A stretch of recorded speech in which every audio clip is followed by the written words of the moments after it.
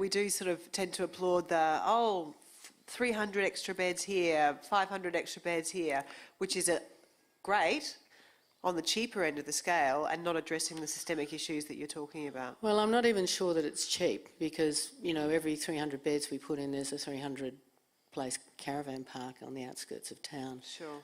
Closing down.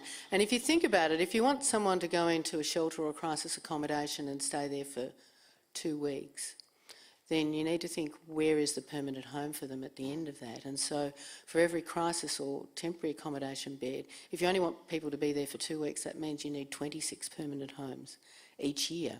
And we tend to focus a bit more on that short, sharp, how do we get Erica out from under that tree end, not how do we get the 26 people who are going to be in that crisis bed this year into a home.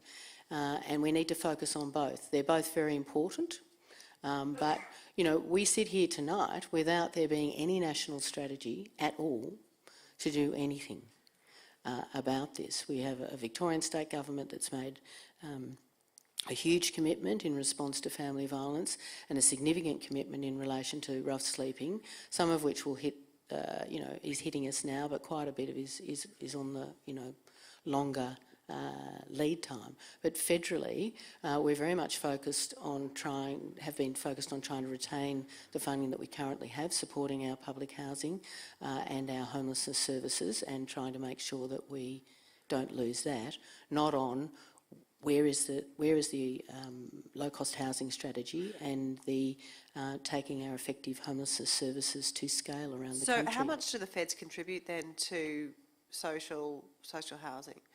1.343 billion. So is for our 2/3 of that is for our current social housing. Okay, so is that a larger proportion financially than the state governments? Do you know? It is? Yeah. Okay. So the feds fund it and the states implement it. Is that the deal? There's a bit of state matching. Okay. Okay. So for that money, you'd think that there would be a more cohesive Well, it's been plan. that money for a very long time. Yeah. And it hasn't gone up. Okay. And that money is spent on things that are happening already.